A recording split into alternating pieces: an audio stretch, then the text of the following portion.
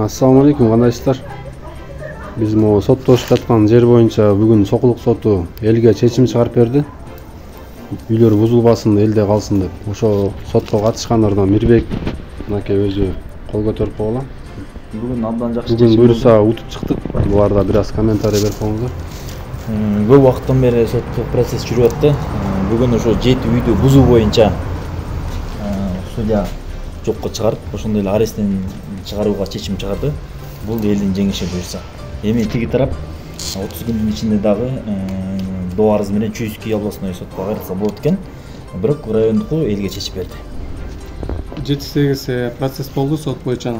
Турдалиев ушу элге чечип берди. Ошо Аллах разы болсун.